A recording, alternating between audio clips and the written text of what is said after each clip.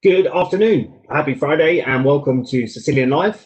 Thanks for joining us today on YouTube, LinkedIn, or if you're watching it back on demand. Keep those likes and shares coming. And remember, we're live, so you can ask questions and get them answered throughout the show. Type them into the comments and we'll aim to get round to as many of you as possible during the show. And as always, we'll follow up with those we don't get round to answering afterwards, of course. If you're too shy to ask any questions, firstly, you shouldn't be, but feel free to drop us a DM on LinkedIn or come to us directly at Cisilion.com or our Twitter page at Cisilion. Today, I'm joined by Elliot Hughes, a cyber security specialist, and Ashley Pilbeam, a technical solution specialist, both from Cisco. And we're discussing something that's deeply personal to many of us today, information security in the public sector and how Cisco security platforms are keeping us all safe despite increased threats born out of the pandemic, lockdowns, etc. Welcome to the show, guys. It's fair to say that our public sector audience, hey, sorry, that was a bit quick of me there. Fair to say that our public sector audience have enough to worry about lately with pandemics, lockdowns, high unemployment rates, burdens on housing, healthcare, and services. We now have huge swathes of doctors, nurses, civil servants, law enforcers, and council workers working from home on technologies that are susceptible to cyber threats. And with the added risk of what seems like a production line of cyber criminals who are using the above socioeconomic challenges to illegally harvest more and more of our data, and in some cases directly stealing our hard-earned cash, it's a really sorry state of affairs. But on a more positive note, Ashley and Elliot are going to tell us today how Cisco have got us covered with some real-world examples from the UK public sector. Our podcast, as you can see, is taking more of a webinar flow today, and the guys have got a slide deck covering the stuff to play. So without further ado, I'm going to hand off to the guys to introduce yourself and get us started on the show. Elliot, welcome. Thank you, Craig. Hi, hello everyone. My name is Elliot Hughes. I'm a cybersecurity sales specialist here at Cisco, and I'll be kicking off this presentation. I also have one of my colleagues, Ashley, who's on the session as well. So Ashley's a technical solution architect. So without further ado, let's kick off. So, the name of this slide, as you can see here in this presentation, is Cisco Secure Remote Worker. I also like to call it securing new ways of working, because we don't actually know what the new ways of working will be like. It could be a hybrid, it could be remote, it could be you can work from anywhere. But fundamentally for today, we're going to focus on the secure remote worker. So, as we know, historically, our networks and the way we secure our networks were a perimeter. Most of the traffic was internal, and we would have a percentage. It was typically 80-20. So 80% of our traffic would be internal and 20% would go out to the internet. We'd have our security stack, a centralized security stack protecting us from all these threats. We would have firewalls, proxies, web gateways, etc. It was a single point on-prem security stack. Now, as we all know, again, over the last sort of 10, 15 years, we have now transitioned to a completely different model, which is very much 80-20 in the other direction, where most of our traffic now is on the internet. And this is being driven by more remote working, more mobility, and cloud. We're accessing far more services now that are in the cloud, be it private cloud, public cloud, SaaS, IaaS, etc., which has really driven a change in security. Now, the challenges that come with this is obviously we've moved from a single security stack, and it brings with it a whole host of other concerns. And also, as Craig touched on there, security can no longer be this tick box.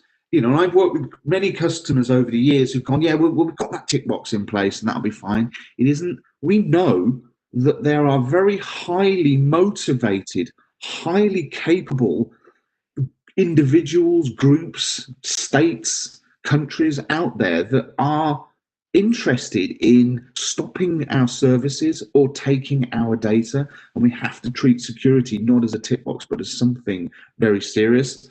And if we look at this sort of new model, the pandemic has accelerated this. And one of the things I found as a sort of a security specialist dealing with organizations is there were certain organizations who, yet we very much embraced remote working and home working, but many hadn't. And with the pandemic, it just forced it upon us. And here's some stats from Gartner, but I'm not going to go into them sort of in depth, but it's really showing that most organizations now, or pretty much all organizations, driven by the pandemic, have seen the benefits of working from home, the benefits of remote working, but also, they're aware of the challenges that are associated with it, and the safety measures that we need to put in place. Challenges, as we all know here, everyone listening to this has probably identified with all of these, is, we have our users that are no longer in the office. Can we verify their identity? Where are they coming in from? Can we defend against threats? How do we enable our users in this pandemic environment, and probably going forward in new ways of working, to work remotely, to have access to the services that they need to do their job, but on the same thing, that we can identify them, we can secure them, we can prevent problems and issues, but within a budget. As we all know, we would love to spend huge amounts of money securing everything, but the problem is our budgets are challenged. So how do we do this in the most cost-effective way possible without bringing in huge amounts of complexity? And this is what we're going to go through in a bit more detail. So if we look at some of the things we need to focus on here, it is no longer a laptop or a PC in an office. We've got a broad range of devices. So these new unrestricted devices, having access to our network, having access to our sensitive data. And after all, the sensitive data is, that's the stuff that our friends, our hacking friends, can monetize. So these are the things we need to protect. There doesn't seem to be an awareness of how device posture could create risk. I've got a normal, IT laptop that's completely locked down, brilliant. All of a sudden, I'm using my own device or BYOD. What happens if, I haven't patched that or updated the OS for 3 months? That could potentially cause issues. We have the use of more SaaS-based unsanctioned apps. As we know, more and more apps are software as a service, and many organizations will go, well, we've got 20 IT sanctioned apps, but when we do an audit, they've got hundreds. So there are so many more apps being used by our users that can potentially cause security holes, or could potentially be a source for data being removed from our organization. Another common one, bypassing the VPN. The old model was with VPN back into the office, that would be our security stack. Many of us now don't use the VPN unless we have to, so we're connecting directly to the internet. How do we secure that? Low awareness of how behavior exposes risk. This is more of an education piece than necessarily a product piece, but there are products in place that can mitigate against that. Is educating our users on how your behavior can affect the organization. And then finally, working on consumer Wi-Fi. We are not connected in the office on, industrial grade Wi-Fi. We are using Wi-Fi in a coffee shop or at home, and then it's addressing the challenges that come with that. So we're at the stage where, we are now working differently to how we did 10 or 15 years ago. With it comes great benefits, but with it comes challenges, and it's how we can help you address and mitigate these challenges and at the same time get the benefits. So regardless of what business you're in, we need to be able to verify identity. So we need to say who's connecting in, do we trust them, do we trust the device? We need to enable people to work anywhere on any device. But most importantly, we need to secure access to company apps and data. So at the same time, I and all employees of all companies need to access these apps and data to do our job. It's most important thing is that we're actually securing them. And yes, it's easier because Elliot can now work from home and do his job. But if that means it's a massively heightened risk to company apps and data, we need to be able to address this.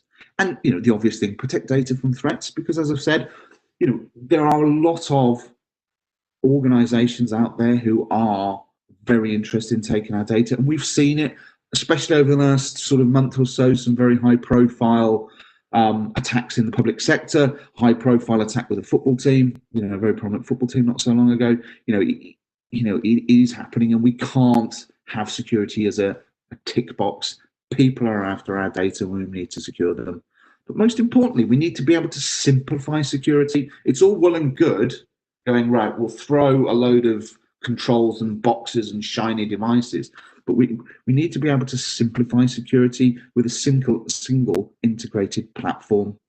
So what we're going to do now is I'll hand over to Ash, and we'll start going through what some of this actually means, so how we actually address some of these concepts.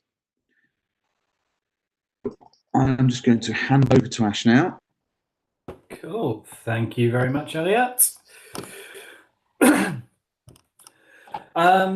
Yeah, so thanks for that, Elliot.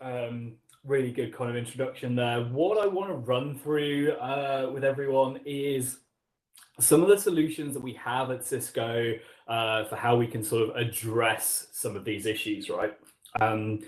And obviously, as Craig said at the beginning of the session, there is a Q&A element to this, so do feel free to put questions in there. And, off the back of that, we will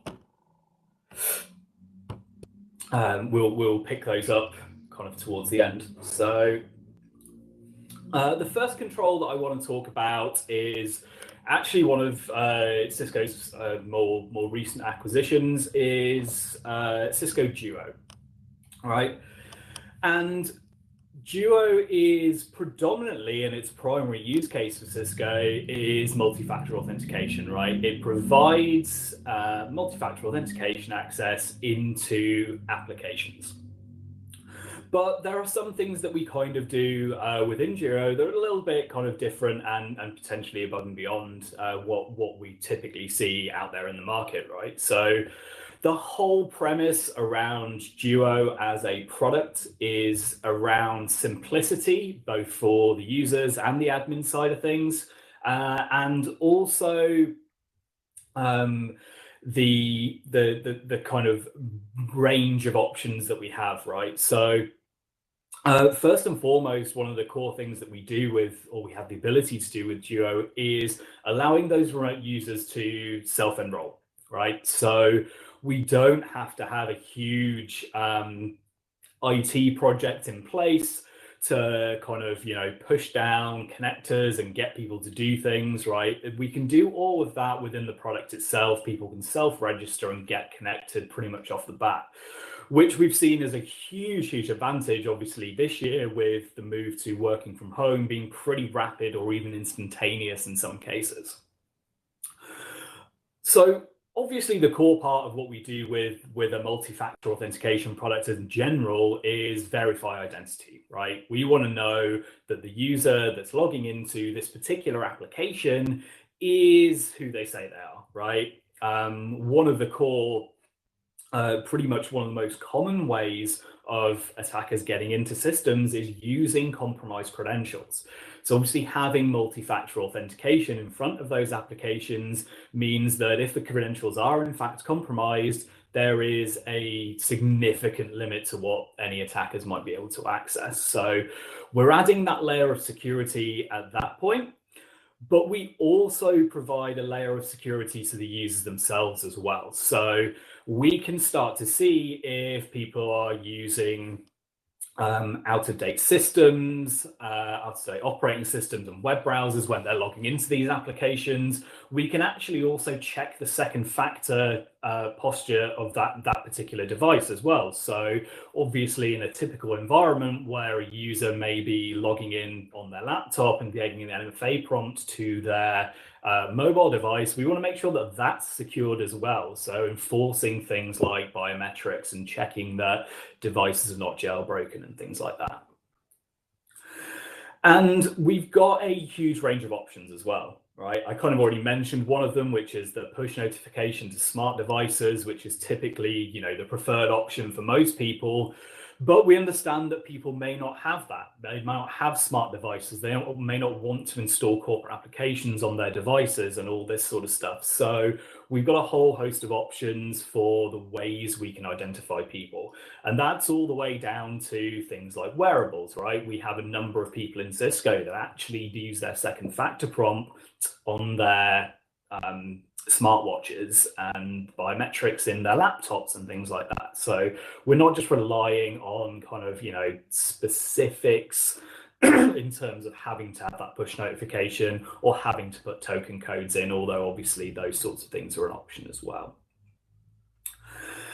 And what we want to do ultimately is facilitate the users to be able to access the things that they want, right? So along with all of that whole host of second factor options, IT admins have great control and visibility as to kind of what applications are actually being used. And the idea is that we want to provide a kind of consistent user experience, right? So the user should have no awareness as to whether they're logging into an on-premise application or a cloud application or their VPN. It should always look the same to them no matter what the application is. And ultimately that puts us into a position to start provisioning zero trust access, right? So we no longer have that ability to say, the network is trusted. You are in my office, you're on my network, therefore you're a trusted device and you can get access to things. That doesn't really apply when we are no longer in a building, right? The difference there is there's no smart cards to get in, key cards, key codes, people walking around. People are all obviously working from home. So in order to start implementing that zero trust kind of solution, we need three core concepts really. And the key one of those is visibility. Right? You cannot protect against what you can't see. So we want to see what those devices are that are accessing the network, the devices that they're using for both their primary and secondary authentication into those platforms, and give the admins the ability to see and control based on that. Posture checks for security, as I kind of already brought in. So some of those that we have are things like checking for jailbroken devices or access from certain countries that we're not expecting. And as well as that, we can also do integration with MDM platforms or enterprise mobility management platforms to ensure that the devices that are actually accessing these services are our corporate managed devices, if that's the policy that we have set. In addition to that, we continually monitor that stuff, right? So what we actually have as well is the ability to integrate with things like Cisco's secure endpoint platform, which then allows us to, stop users accessing systems from devices that are potentially compromised or that we see as a particular security risk as well. And we can do that based on different applications. Excuse me. The next bit that I wanted to talk about was Cisco's AnyConnect. I suspect many of you may well be familiar with AnyConnect as a VPN client, right? That is kind of how it starts out in life, and it's still today one of the primary use cases for it, but it actually offers significantly more than that. AnyConnect for us is our delivery mechanism for everything that we need security-wise onto an endpoint, right? That will cover off, obviously, things like the integrations with Duo that I've just spoken about. We can also deliver additional security controls within that, not just the VPN capabilities, although obviously that is there, right? So the key use case there is quickly extending that access out to remote workers. But obviously, once they're on the VPN, we still need visibility and control as to, who these people are, what the devices are, and also see what they're actually doing as part of that. But in addition, again, bringing in that continuous endpoint posture checks so that we are confident the devices accessing our network are actually secured and we trust them. So some of the key kind of, concepts, and there are many, many more that we can start to address using the AnyConnect client. The ability to provide always-on connections. There is a number of ways in which we do that, but the idea is that we don't want to just protect those users when they're actually VPN'd in. We can do things like enforcing the VPN connection so that users have to be connected. And also when they're actually not connected, if that's not an option that we look at, then we can still apply layers of protection on there as well as monitoring. So proactive threat defense, I mentioned we can use AnyConnect as a delivery mechanism to push down Cisco's secure endpoint platform, which provides kind of malware protection.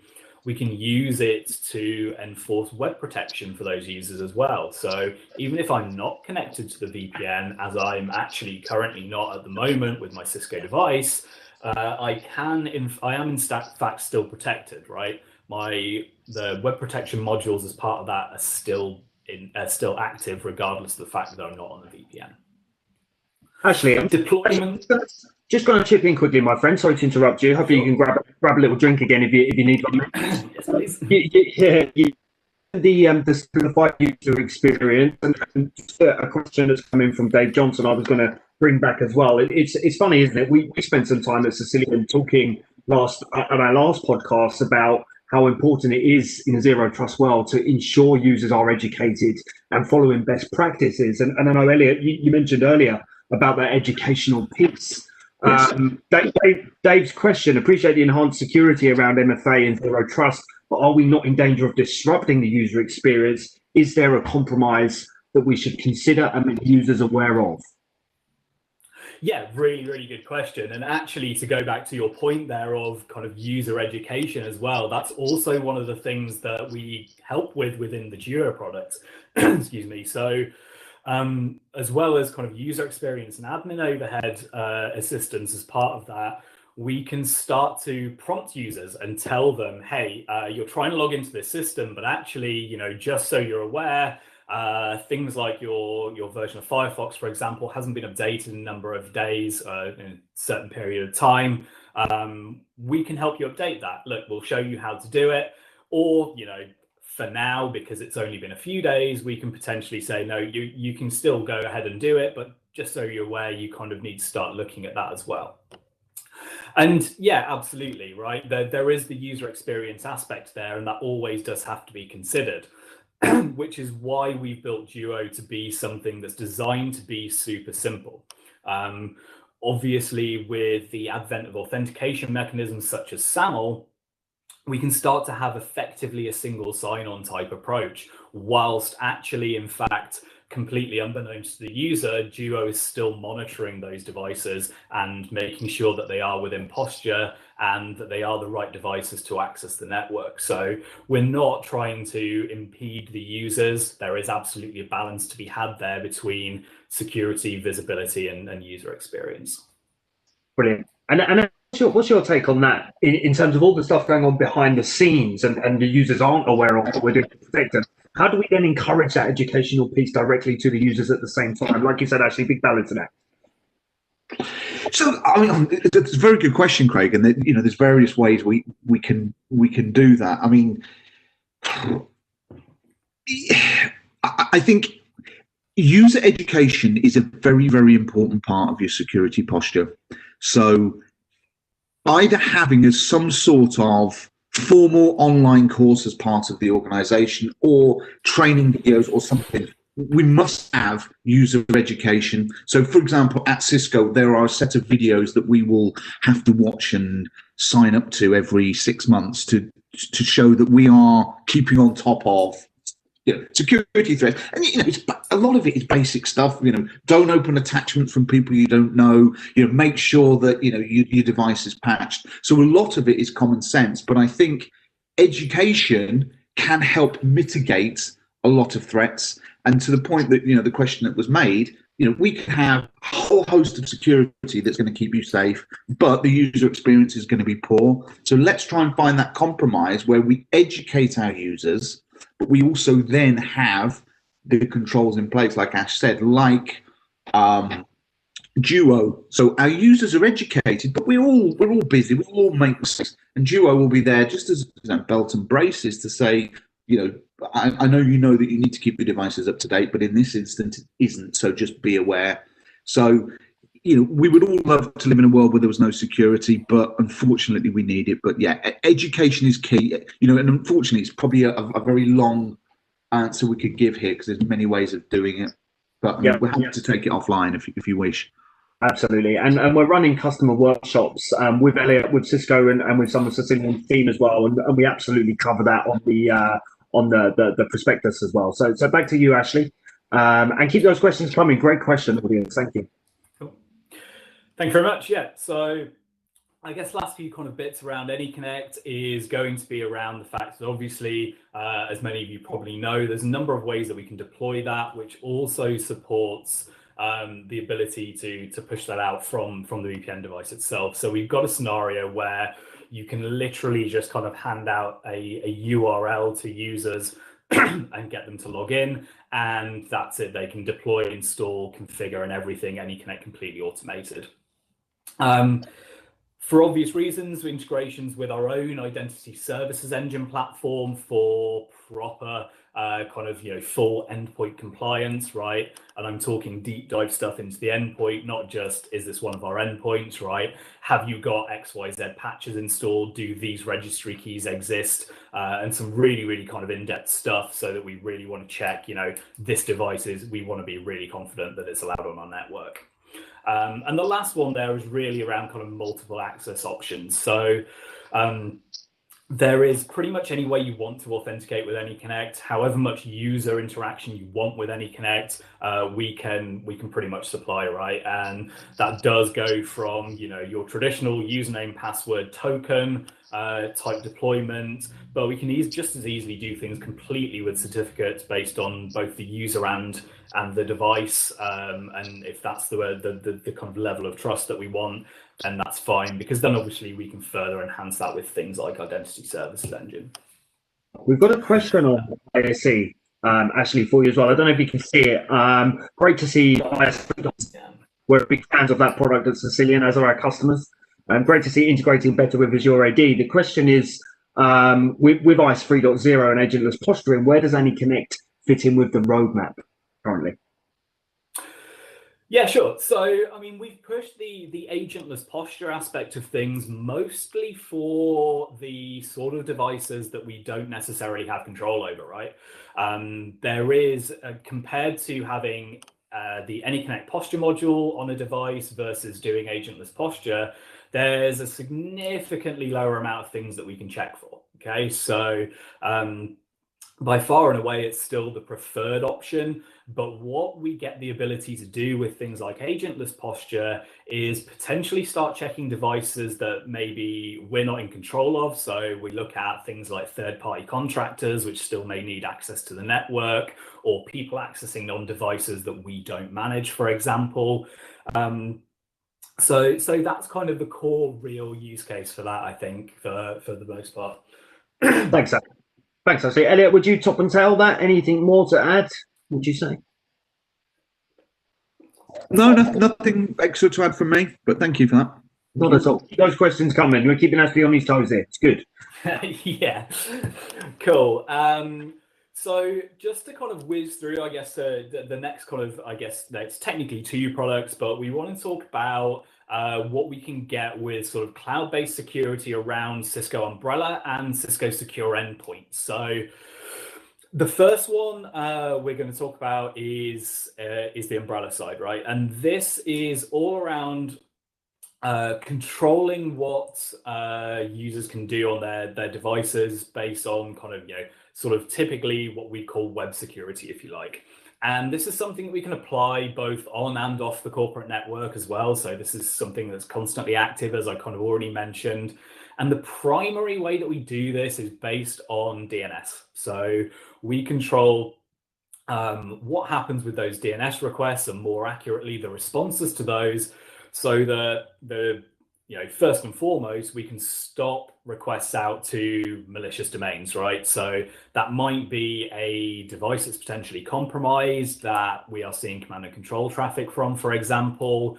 But that's just as easily, with the advent of things like Office 365 and the amount of malicious links embedded in URLs within emails and things like that, It stops those potentially slightly more click-happy users from sort of clicking on those links and actually getting their devices infected in the first place. DNS is kind of the first layer of this. We also go much above and beyond that, and we can start doing a huge amount of stuff now around full kind of cloud filtering sort of technologies with secure web gateway controls and cloud firewalls and all that sort of good stuff. But in addition to, you know, the primary use case here, which is protecting against malicious stuff, we can also enforce kind of, you know, any kind of policy that maybe, you know, the organization has set around access to certain sites and services. So we can do content filtering there as well. And then we bring in Secure Endpoint.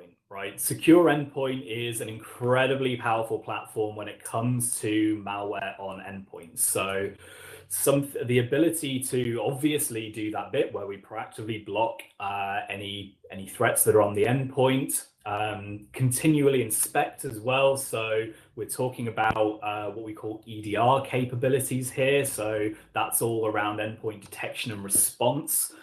So, you know, nothing in the security world is 100% effective, right? So we need that ability to respond when something does happen, and leveraging that kind of global threat intelligence, which I think we'll probably have a conversation about towards the end, but the power of Talos is pretty impressive. And I think the important kind of thing here is that we're not just looking at your laptops and desktops, right? Secure Endpoint is something that we can actually push down to things like managed Android devices, managed iOS devices, and all that kind of stuff as well. So that's kind of same level of protection across all of the devices, not just the laptops. And integration has been a key driver for Cisco for many, many years now, right? We have grown significantly by our own product development, but also acquisition. And we have an incredibly vast security portfolio. But having those point products is great, but sort of a bit pointless unless they actually all talk to each other and integrate properly. So we need that ability for all of these products to be tightly integrated across all of our security platforms, and we've got a number of ways in which we can do that. Couple examples. So obviously Duo providing that authentication factor into AnyConnect in the first place. So obviously we then get insights into devices, users, the security posture of those managed and unmanaged devices as well. AnyConnect enabling that distribution of secure endpoints, so we can push down that endpoint security product using AnyConnect, and similarly to the way we do the VPN, all can be done from the Cisco headend. So offload devices that are not yet connected into the corporate network and don't have access into software management systems, for example, and then those continuous kind of posture that are associated with that.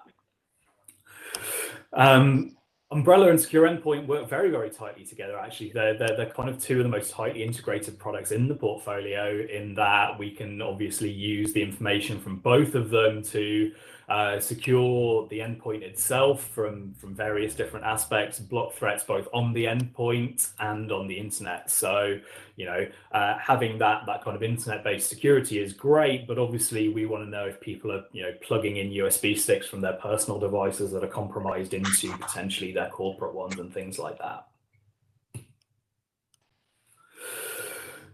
And that brings us on to Cisco's kind of broader approach to security. And I think, Elliot, you had kind of a few words around this one. So if it's not putting you on the spot too much, do you want to chip in here? Yeah, of course, thank you. And thanks, Ash, because, you know, you've seen from what Ashley was talking about there that we have a range of products that can support you with remote working, and there are integrations with those products. You know, with Cisco, we do have a much broader approach to security as well. I mean, we've touched on some of the endpoints there, and we have a broad range of security technologies that can support with remote working. So an example would be, if we now move a lot of our services into the cloud, we have products that can support that as well. So for example, Microsoft 365, we have a range of email products that can help secure those mailboxes. And I think one of the points I was trying to get across here is what we're doing at Cisco is we have a broad range of products, and we really have spent many years trying to make some of them the best of breed. What we're now really focusing on is simplifying that experience, because we all know as individuals that with extra security will come extra complexity. And what we're really looking as an organization is how we can support our customers to simplify their security and how we can integrate. So for example, Ash has touched on there the products that will integrate with each other, but all of our security products are designed to integrate with the network. So what we're trying to do is simplify how we can do security. So we have visibility products that will integrate with Cisco network devices that can take information from the network and flag up threats. We have, for example, we've touched on Umbrella and our secure internet gateway products. They will integrate with our SD-WAN products. So it's literally a one-click provision. So what we're really trying to do at Cisco is not only provide excellent security products to our customers, but really get a grip of how we can simplify and integrate with other areas. Okay. Cheers, Elliot. Thank you. Thanks for that. And I think one kind of additional sort of point there that is sort of on the slide, build on what you have and use what you want, right? Obviously, us guys at Cisco would love you to have Cisco everything, but we understand that that's not really the way the world works these days. So, we do have that ability to not just integrate with our own stuff, but also kind of third parties as well.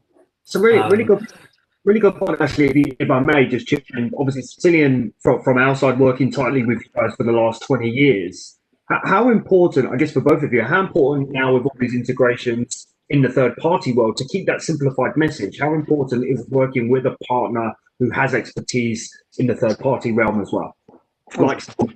Yeah, critical. So, we will sell good products, but ultimately it is a partner that will design, implement, and work with our customers. So, partners such as yourselves are critical, but also, as Ash has touched on there, we know, it's highly unlikely that a customer is going to buy everything from Cisco. So there are going to be third parties. So not only is it as important for our products to integrate, so for example, SecureX has open APIs, so we can integrate with third parties, even our competitors.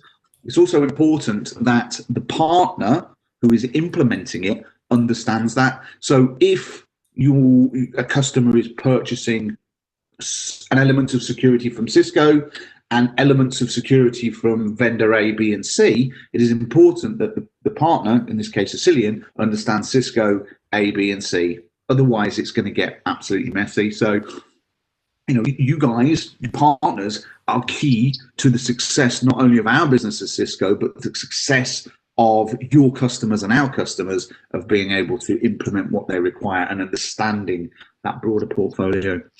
Thank you. And I'll avoid the obvious quip of the Jackson 5 and making it as simple as ABC, and I'll go back to actually your breach defense slide.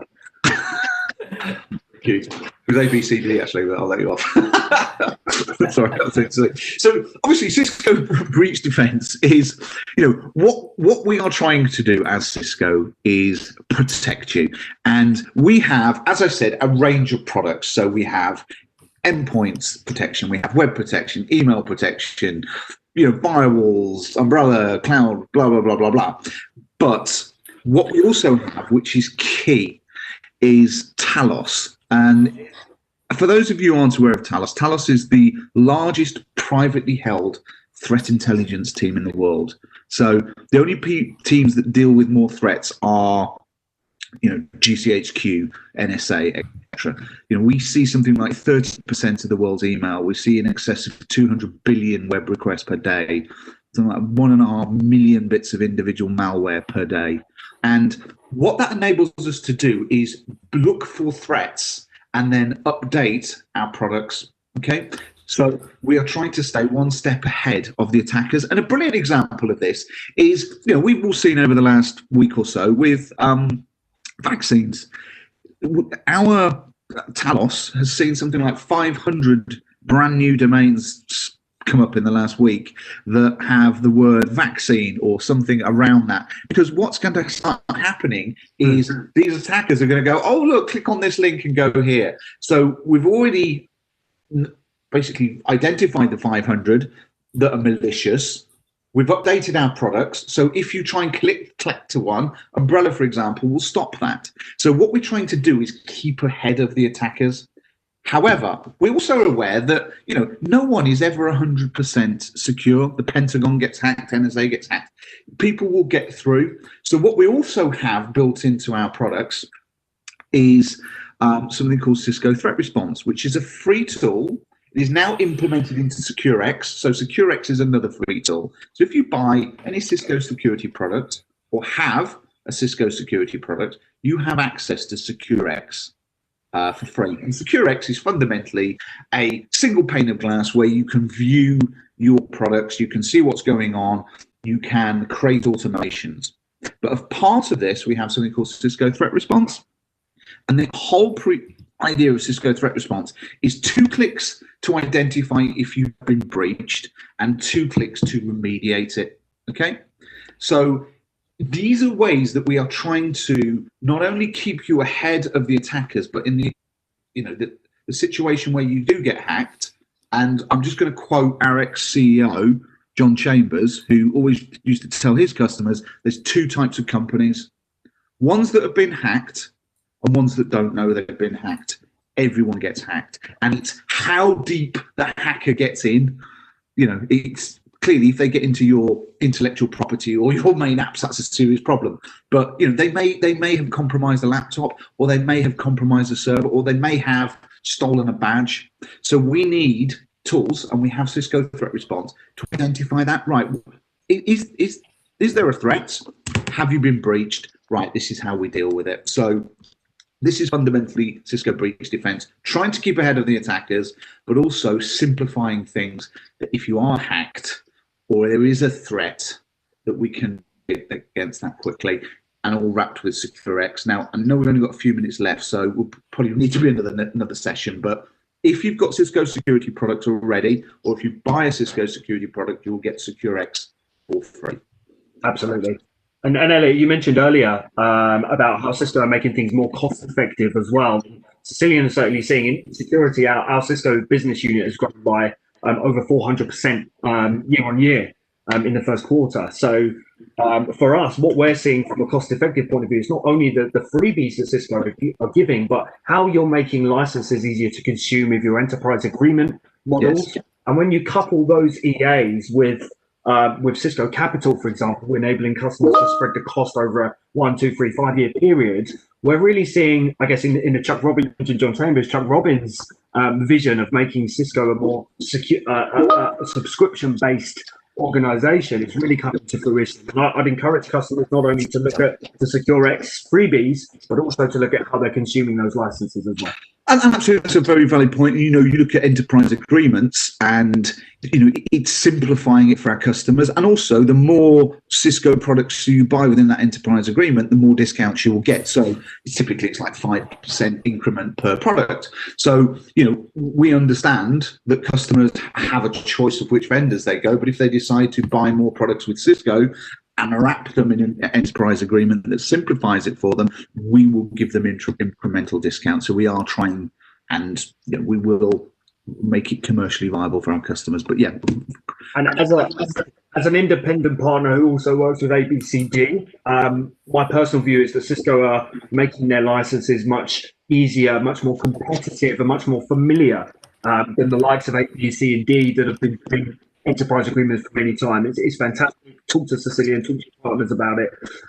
Looking at the time, chaps, we don't have long left. Did you each want to give a quick little wrap up? And I know you've got the board at the moment over.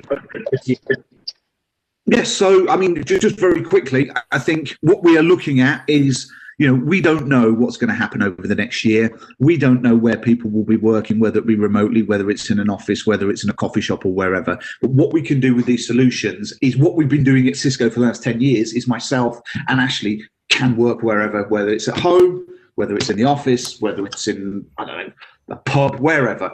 We can have access to what we need to do, and it is secured. So what we can do as Cisco is enable you to work wherever you want and secure it. Brilliant. Ashley? Yeah, so sorry, I was dwelling slightly on Elliot's comment about potential of working from a pub there and getting a bit excited. But, yeah, I think Elliot's spot on, right? I mean, Cisco, for us guys who've been working here for a while, we've always had a kind of work from home, the ability to do that. But there are obviously a number of functions within Cisco that have had to adjust to that as well. And potentially we can get the Cisilion guys to send it out afterwards. But there's a really good blog that actually our own internal IT folks have written about how we have scaled for that particular, for the same situation as everyone else, right? Cisco have moved to, again, 100% of our staff working from home. And we are talking like, you know, kind of 90 to 100,000 people around the world all being moved to working from home. So we've had the same challenges. We've addressed them in the way that we've addressed them. And I think it's probably worth taking a look at what we've done as well as far as Cisco goes. Brilliant. We'll get that onto our blog spot at Cisilion.com and publish it on Twitter as well at Cisilion. We've done a similar thing, but on a smaller scale. We've got less than 200 heads, but you know that's such a valid point, Ash, that large organisations like yours are following these steps and touch wood, keeping secure. Need to wrap up now. Fantastic detail in the session today, guys. Elliot, as you say, we'll do a second session on it because there's plenty more to talk about. Thanks to our audience. Plenty of great questions today. Keep them coming. Keep liking, keep sharing. You know where we are.